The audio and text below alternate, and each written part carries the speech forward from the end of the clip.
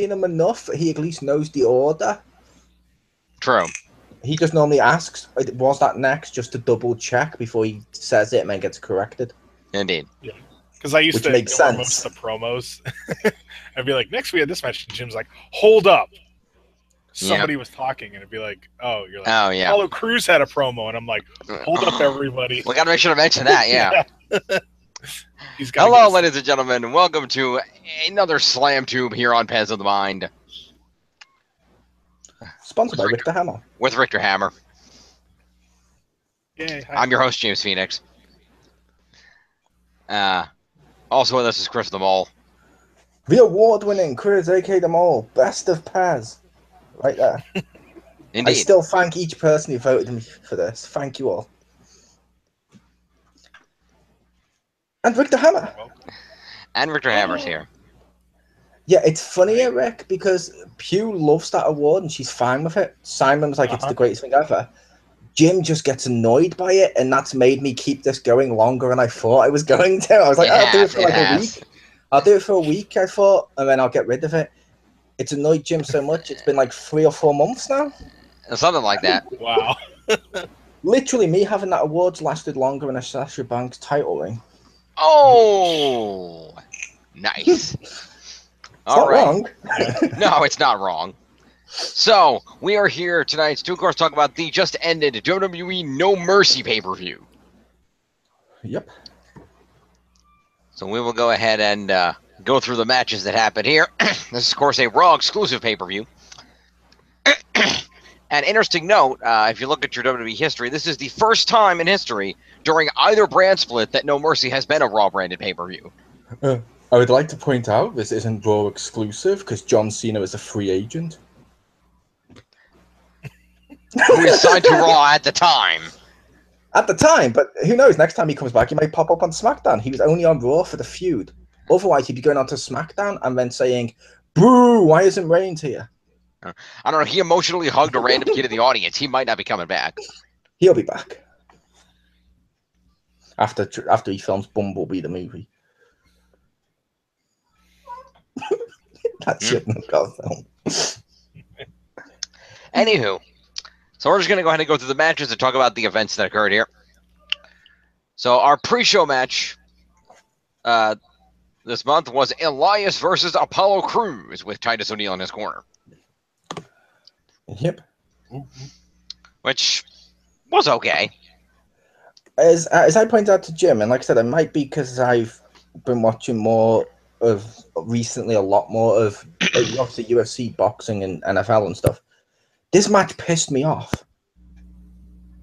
Not because of the quality, but because of the commentators, because I noticed it more than I normally do.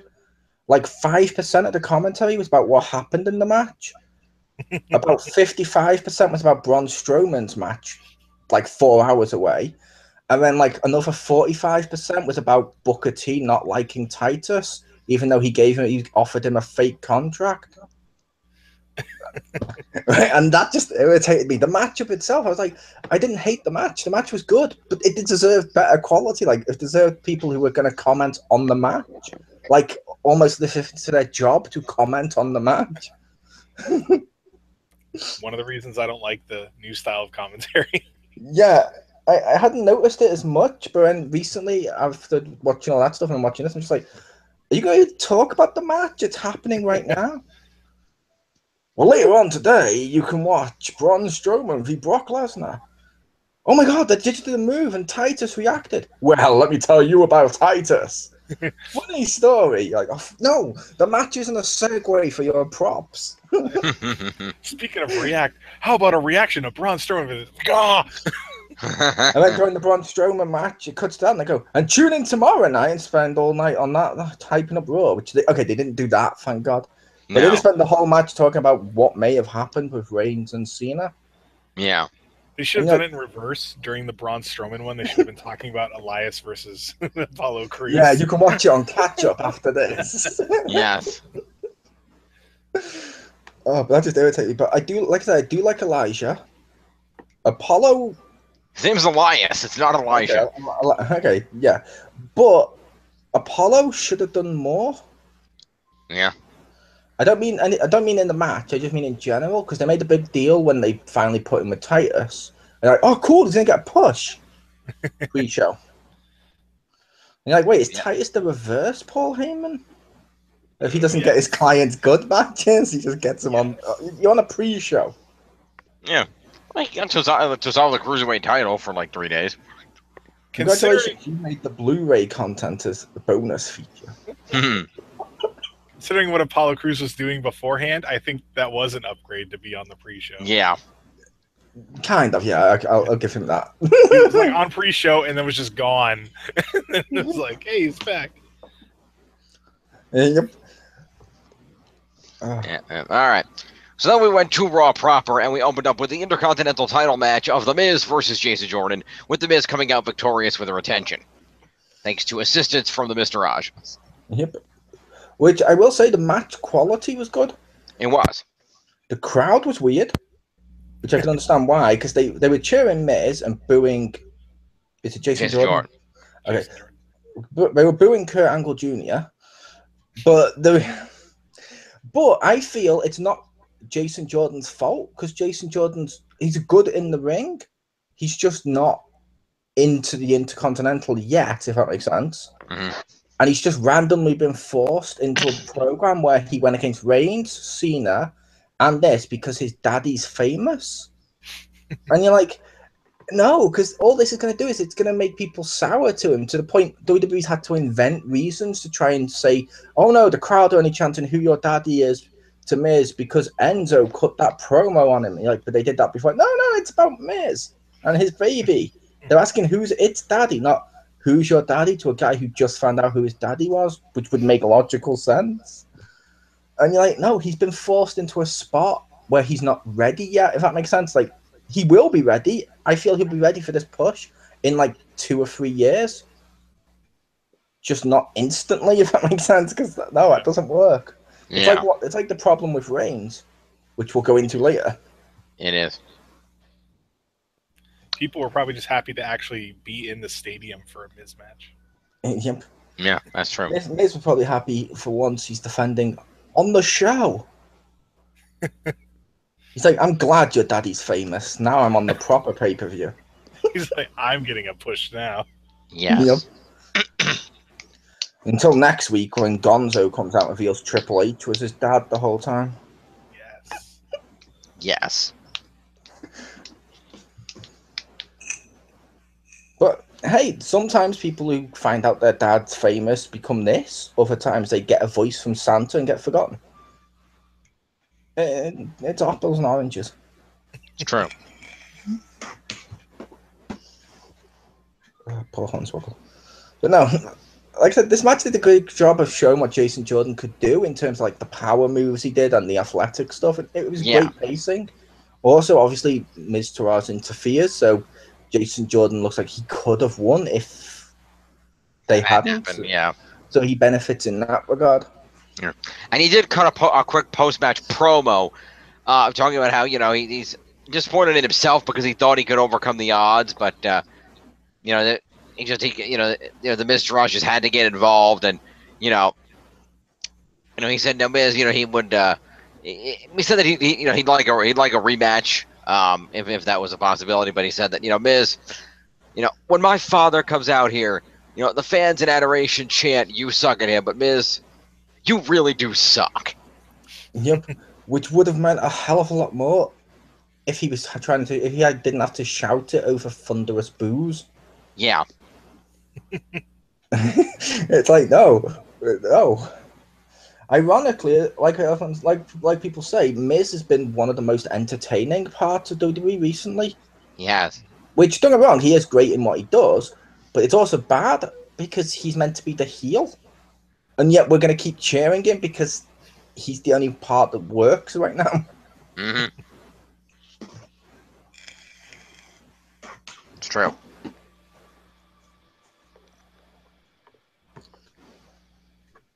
Okay. Ooh. Next up on the card was Finn Balor versus Bray Wyatt in a man versus man match.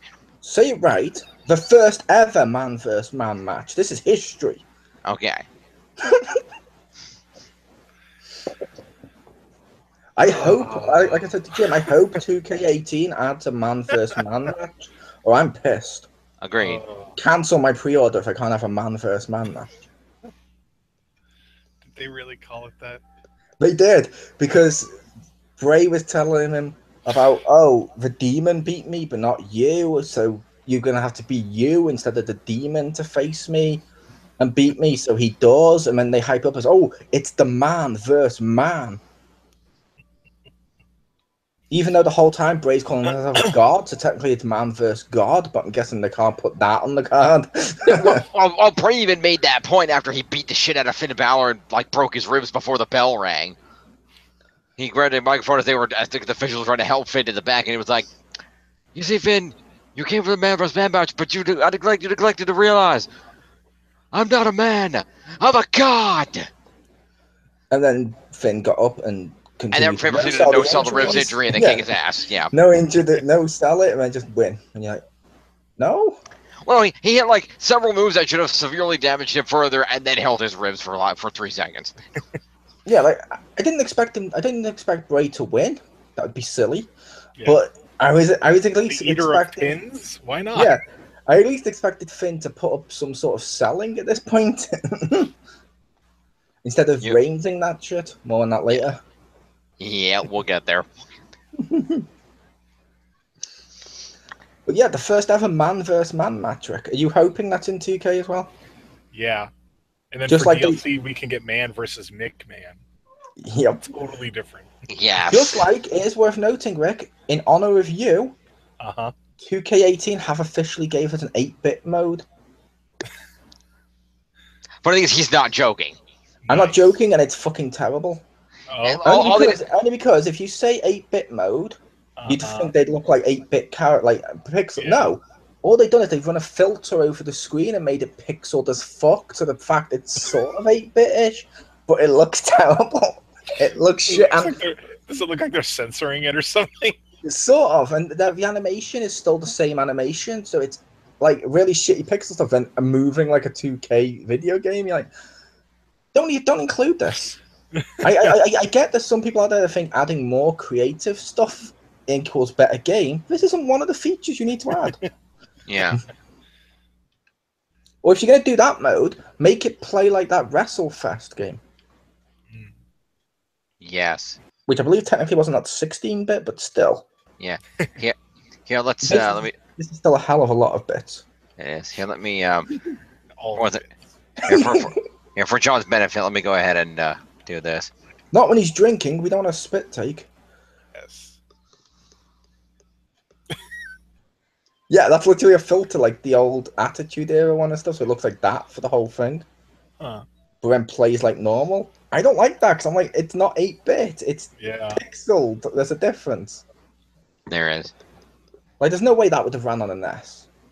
No. No. So we have Al Snow versus... No, I believe that guy's called Superstar. Oh. I see. I actually thought it was Seth Rollins, but I don't know. It might be, but I don't know why it says it Superstar above his head. Why does it say Superstar above his head?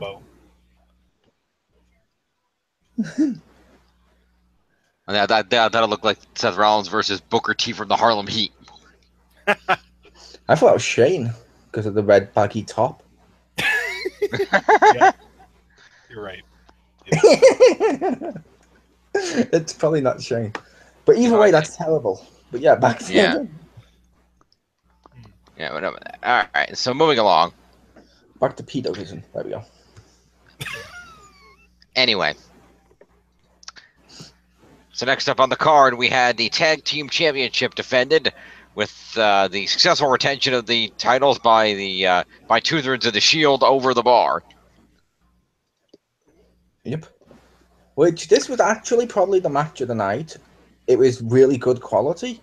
It was a good match. match. It's worth noting, as I mentioned to Jim, Cesaro lost his teeth during this match. Cesaro got 2 teeth knocked out. God. Really? Yeah. That's karma for that. He was bleeding everywhere. He murdered some poor kid's beach ball. It's worth noting that kid was the next Connor. And he just murdered his beach ball. The last bit that Make-A-Wish kid had left in his life was seeing his beach ball go around the arena, but no, Cesaro wouldn't let him have it. That would be terrible if that was true. But yeah, like I said, he lost. I think it was like 1 or 2 of his front teeth came out, and he started covering in blood. It was kind of gross, but it was like, ooh. But the match quality was great. The one problem with this is, I mentioned to Jim, I'm not sure if you agree, Rick. Mm-hmm. Reigns needs a new theme song. Reigns isn't even in the match. Yes, but he has the Shield theme. So when they reunite the Shield together, they can't come out as the Shield. They instead come out separately to their individual entrances. Basically, like if Triple H had used DX for years, and when he finally got together with Shawn Michaels, they just came out separately to different music instead of once coming out at the entrance, which people liked when they came out together. If they like the Shield as the Shield, come out as the Shield or make a new theme song for them. Yeah, makes sense. Just the Shield put up an excellent fight, successfully defended their titles despite a rather rousing promo from the Bar before the match. That promo was great. I liked that promo until the last Cesaro line-ish.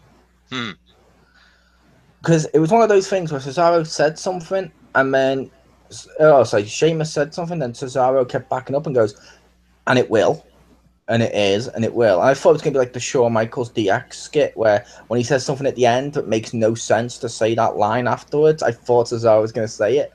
But when he says something completely would make sense, I'm like, oh, come on, that would have been funny. I like the Shawn Michaels is. Yep. So does this mean that they're no longer the Bar? Technically, since it was a successful title defense, wouldn't they have stopped being the Bar technically when they won it in the first place?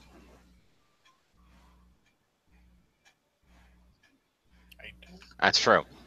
Fair enough. But anyway, they're still the Bar, is what they say, because they set the bar. They did. We are the Bar. It's a good slogan. Yes, we don't just set the bar. We are the Bar. Indeed. I hope they're called the Bar in 2K18. So anyway, after that, Mole, if you'd like to pull your T-shirt into visible range, we had Alexa Bliss defending the women's title in a fatal 5-way match. Yep. Alexa Bliss wins. Woo! Indeed. And Weird that I mentioned to Jim that they got Bayley to return just to have her be the one to eat a pin in a 5-way. Yeah. Logically, my guess would have been on Emma out of the 5.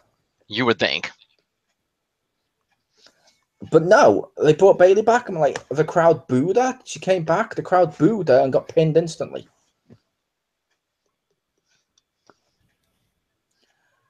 To be fair, it's not just because of this crowd booing certain people or whatever. They've been booing Bayley for a while because they've booked her terribly.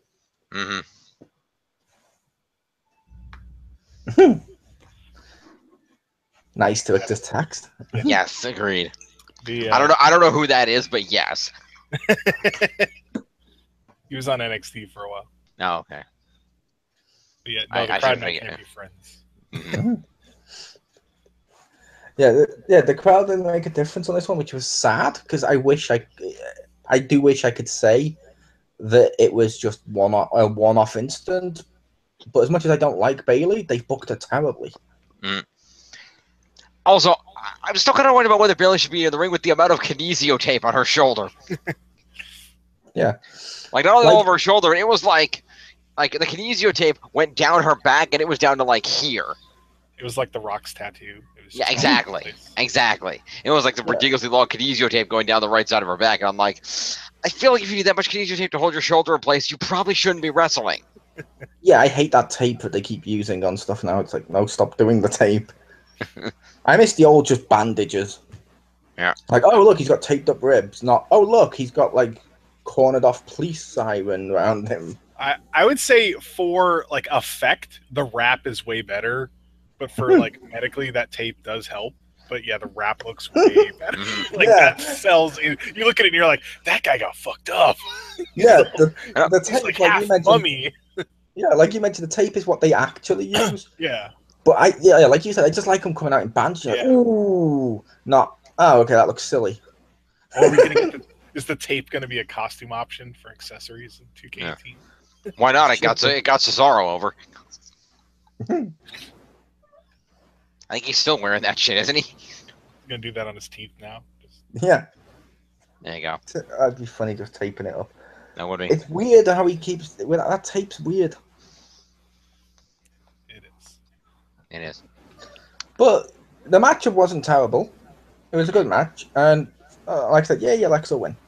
Indeed. Although, I really wish they would stop like putting Nia in these matches to not have her win, because there's going to come a point where Nia's not a threat anymore. She's basically in this to be the female Big Show, Braun Strowman types of, ooh, they look impressive. Oh, look, everyone has to gang up on them. It's a spectacle. They don't win. If that makes sense, like Braun Strowman did a hell of a lot of damage in his Fatal 4-Way with Brock. True. He didn't win. Someone else lost. Yeah. At the same time, though, Big Show's won world titles. In fact, he's I believe the only man to have held all 3 of the major world titles. Yes, but I also use Braun Strowman as an example, because to be fair, while Big Show won 3 world titles, how many times did Big Show get jobbed out? True. Like, Kane's been world champion multiple times. That is also true. His first title reign, it's worth noting, was like the Sasha one we mocked earlier. I will just mock Kane's for that too, if it was 24 hours. Okay, fair enough. That was terrible. But but obviously his second one was a lot longer. But it was like 10 years in between the 2 reigns, and he was jobbed out the whole time. Fair enough. Anyway, speaking of people that seem to get jobbed out, Roman Reigns defeated John Cena. Can't believe they jobbed Cena. I know. Cena got buried tonight. He did. The weird part with this, Rick, everyone expected it. I know I did as well. The crowd to be the most divided they've ever been, because they're both polarizing figures. Nope, Cena came out to a round of thunderous applause, louder than I've heard in ages, and Cena came out, Reigns came out to the loudest boos. And yeah, do you remember when we mentioned no selling, Rick? Reigns ate multiple AAs, including a super AA off the top turnbuckle. He got AA'd, scooped up, AA'd again, scooped up, AA'd again, pinned, 1-2, and kicked out. Wow. And 1 spear ends the match. Well, didn't he get a Superman punch and then a spear? Yeah, but to be fair, Cena also did like the shoulder tackles. That's his signature. Right. That was finisher. That's true. Now, it is worth noting Reigns did do a spear on the outside through an announce table. He did. However, what the fuck? That was like so many AAs, and he kicks out, and then 1 spear and he's down. You're like, what? If any was a time for you to Super Cena it, this was it. Yeah. Then he does the thing of holds him up, and Michael Cole does the thing he does every Roman Reigns match of telling us this was the biggest victory of his career. Yeah. Although, to be fair, we should have seen this coming, because, Roman is okay in the ring, but he's not that good, which means that the odds were in Cena's favor. Cena never wins when the odds are in his favor. Yeah, but the odds weren't in Cena's favor, because Reigns is Superman at this point. But Cena was Superman first. Reigns is clearly Mega Man, defeated someone and took his power so he could beat Superman, and now he's Superman. Yeah, it's basically like if Hulk Hogan came back now and faced Roman Reigns. I don't think everyone's going to say, oh, well, Hogan was a Superman. Hogan's going to win here. No, Reigns would kill him. I would almost want to see Hogan beat him, because people would be like, what the fuck just happened? I would have laughed if Hogan had come out in this match he wasn't scheduled to appear in and won. Yes. I would have been like, wait, he returned? Wait, what? I honestly thought Cena would have won here, because this match with those two feels like it should be a WrestleMania match. So I thought Reigns would get the win at WrestleMania later on. Also, it's worth noting at the beginning of the match, Rick, Cena kind of HBK'd it. Oh? He started super selling everything. He looked like he was overselling a lot of the stuff, and you're like, that shouldn't have happened. No. Yeah, from what I heard of the rumors, they wanted to do this for WrestleMania, but the problem is Cena has to leave to go film his movie, and he has a bunch of other shit lined up, so Cena wasn't going to be around to build a feud for WrestleMania. That was why they did this now. No, they did this now because they want to put more feathers in Reigns' cap before he wins the title at WrestleMania. Or that. It's also worth noting, as I pointed out to Jim, the video package for this match annoys the hell out of me. It shouldn't, but it does, because they talk about how they both have parallel careers in WWE. And they show, like, Cena winning the US title, Reigns winning it, Cena winning the Royal Rumble, Reigns winning it, Cena winning the title, Reigns winning it. You're like, yes, but Cena's was over the course of 3 years. Reigns did this from 2016 to now. That's not parallel. That's literally, like I said to Jim, I'd literally be like, if Curtis Axel wins the King of the Ring, then beats up Vince McMahon once, wins the world title, and goes, look, it's parallel to Austin. You're like, no, there's a huge stretch here. You're not focusing on. The crowd got the fuck behind Cena before he got the world title. They were booing Reigns when he won the Royal Rumble. People cheered Cena when he won his first one. Yeah. Well, in fairness, Chris doesn't need the King of the Ring. He's still in the Royal Rumble. So there's a lot of people if you go by that rule. That's true. Like, technically, I believe Hornswoggle's still in it. Probably. From the year Undertaker just kicked him out from under the bottom rope. Alrighty. So yes, Roman Reigns with the victory there. And I don't know exactly where it happened, so I'm just going to mention it here. There was at some... It's worth noting, the thing we didn't touch on. Yes. At the end of the match, Cena basically bowed, hugged a fan, took his stuff off, similar to what Taker did at WrestleMania, then left. Gave the kid a wristband, yep. Stopped at the ring, did a salute, did his word life symbol, and left. And people like, wait, did Cena just retire? Because it looks like they almost retired him, and if they did, what? You did it at No Mercy randomly after he did his finisher like 20 times and someone kicks out? What? That's crazy. And if that's true, that means Reigns will have retired The Undertaker and John Cena within the space of a year. And we're supposed to cheer this guy? Like, WWE doesn't realize this isn't making us cheer him. No. Part of me thinks WWE did this because they thought the polarizing characters means some of the crowd would cheer Reigns and it's just enough that they might get merch. No. And at the beginning of the match, Rick, the commentator said the only reason the crowd are so torn on Reigns and Cena as they are is because they're the most hard-working people in the company and some people are jealous. Some people are jealous of this hard work and success. And I'm like, no. No. Are they like heels now? That's like heel logic. You boo me because I'm a success. No? Yeah, which, to be fair, that's the kind of logic WWE always uses. Yeah. With their faces if they're being booed when they want to be cheered. Like, nah, it's because of other reasons. But isn't that why we boo The Miz? Boo The Miz because he's heel. But we also cheer him because he's the best thing on it at the moment, which is that's true. That's a shame. Speaking of The Miz, I don't remember exactly where it happened, but it was at some point after this match. So I'll just mention it here is Miz and the Miztourage went into Kurt Angle's office. And Miz said that he was going to do Kurt Angle a favor and make tomorrow night's Raw even bigger than it was by hosting a very special episode of Miz TV with his guest, Roman Reigns.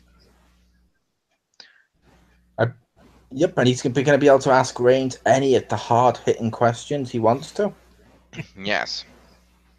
I mentioned to Jim prediction on Reigns getting beat up by 3 people and the other 2 Shield coming back and teaming up with him so they can get their theme song back. Miz did friendship. Yeah, Miz did mention during the promo that he, he'd heard some rumors about 2 of Roman's friends maybe might come up during the segment. And so he said, let me be fair, Kurt Angle thought about it for a second. He was like, as much as I hate agreeing with you, that's a really good idea.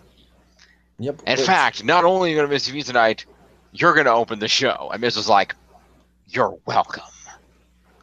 Yep, which I still say it's bad when I want the Authority back.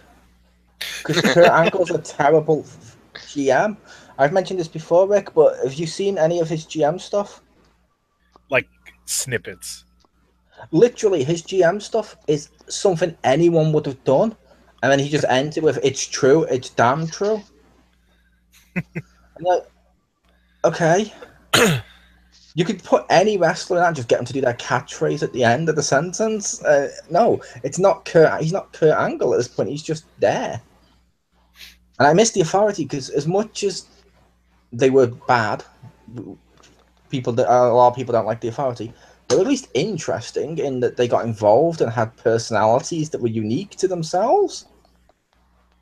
They weren't just, let's say, our catchphrase at the end of a sentence and be like, yeah, that's my personality. Like, no. Yep. Stay tuned for that tomorrow. So then we had a piss break match, which was Enzo Amore versus Neville for the Cruiserweight Championship.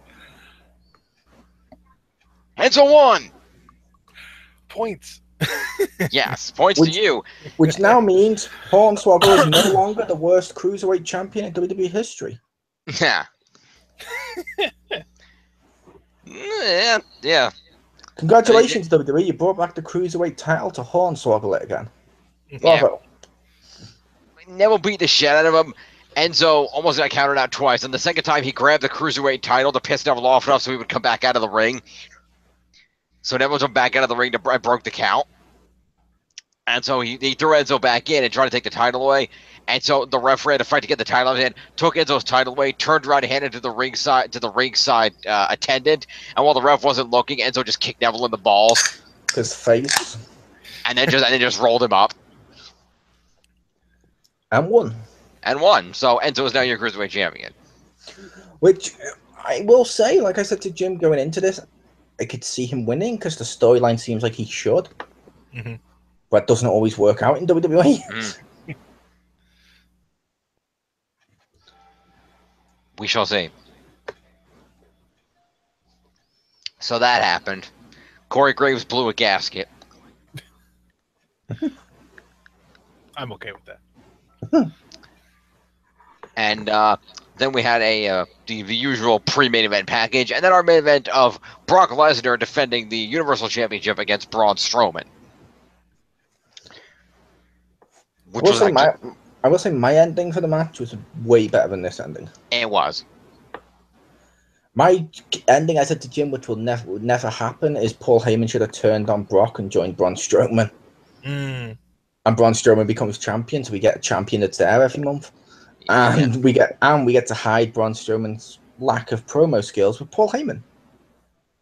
That's silly talk. We can't have a champion that's there all the time. And we get to see Paul Heyman all the time. Yay. Indeed. Which some people would like, and it's like, everyone seems to benefit from this. But no. Not WWE, no.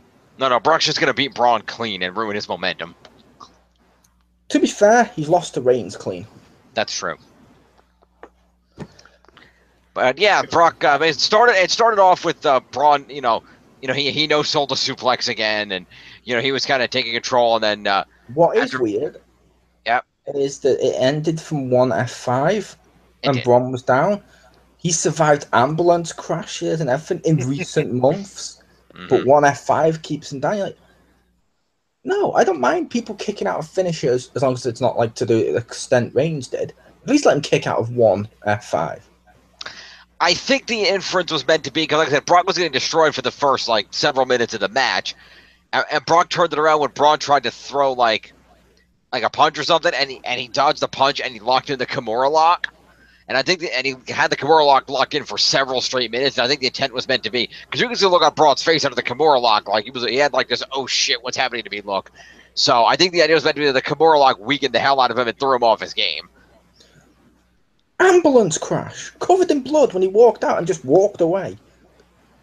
Clearly, he hasn't recovered from those fully. It's all steadily weakened him. It has. Yes. And then he ate a bunch of suplexes, and he came back and hit a couple power slams and Brock kicked out, and then he ate an F5 and lost. Yep. Or hell, maybe it's Dragon Ball logic. Maybe I missed an episode of 205 where they went inside of him and pulled out Fat Bron, also known as Bray Wyatt, and that then makes him weaker. Okay. I'm not sure. I may have missed it if they did that on 205 Live. You may have.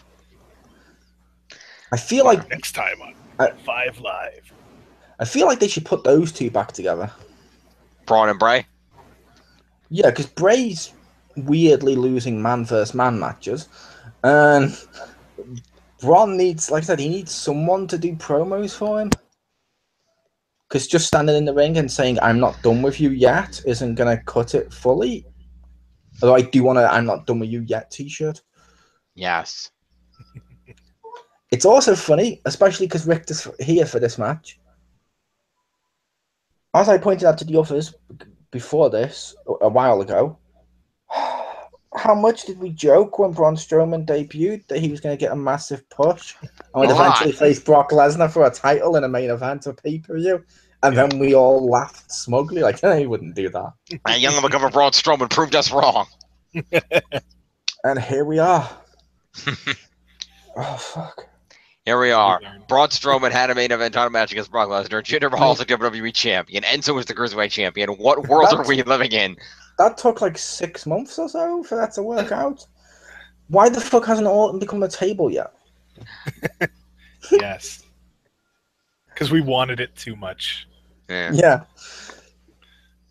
It's like, I'll admit, even on SmackDown, the Jinder Mahal thing wouldn't be so bad if he didn't cut the exact same promo every week and then end all of his pay-per-view matches the same way. Well, it's not the exact same promo. It's a very similar promo that just week after week gets steadily more racist. To be fair, it's not been racist until this week because he was making fun of someone else's race. Fair enough. Previously, he's just been insulting the fans, saying that they hate him because of his race, which is admittedly some will. Not all, but some will. That's true. Some people will. However, Make America great again. Yeah. However, it's a case of, the Nakamura thing, when he does it, and they're like, boo, that's racist, which part of me was like, what the fuck's up with people today?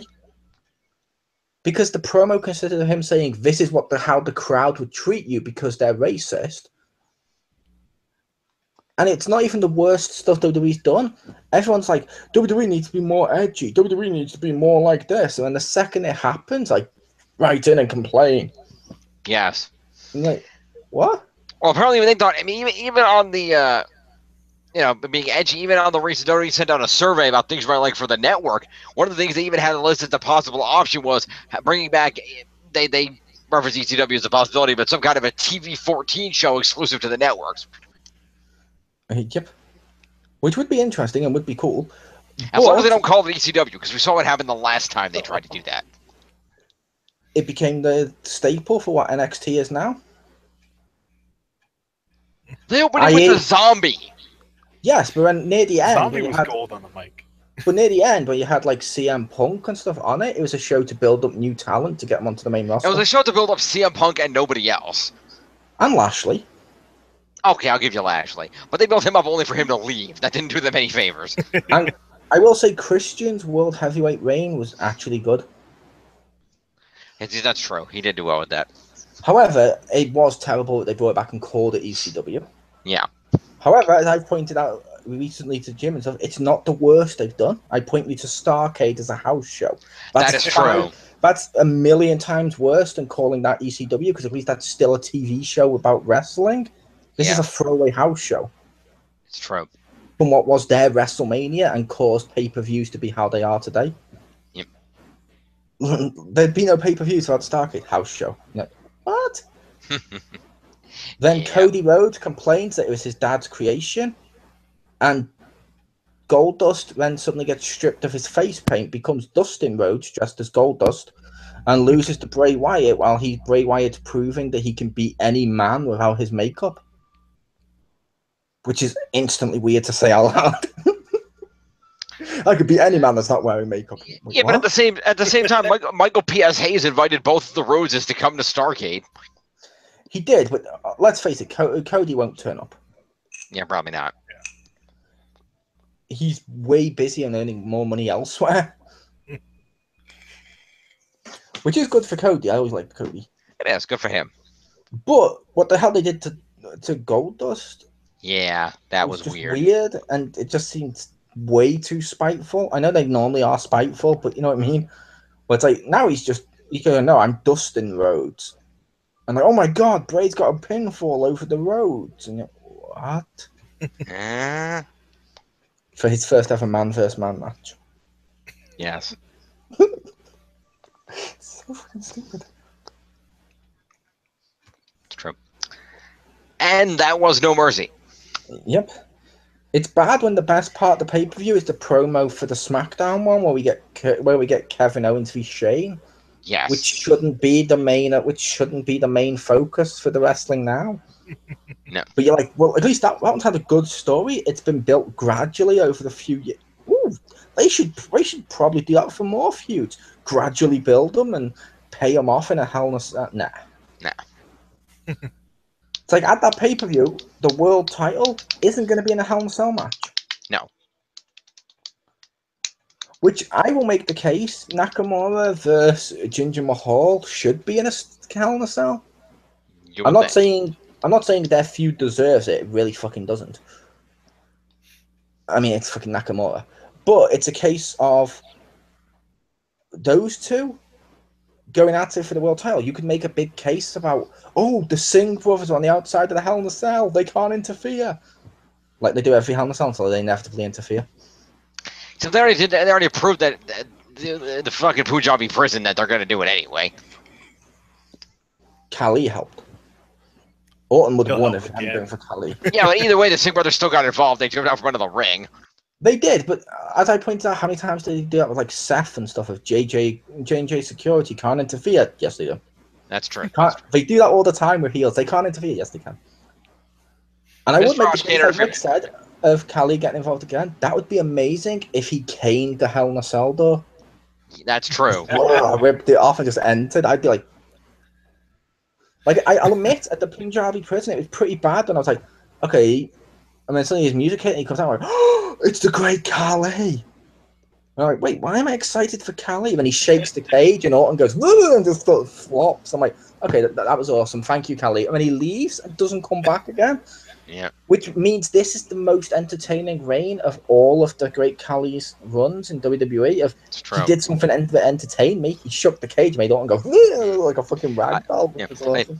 I'd be okay if Khali came out and did that at Hell in a Cell, only if they had JR on commentary, just so we get that's gotta be Khali! That's gotta be Khali! Yep.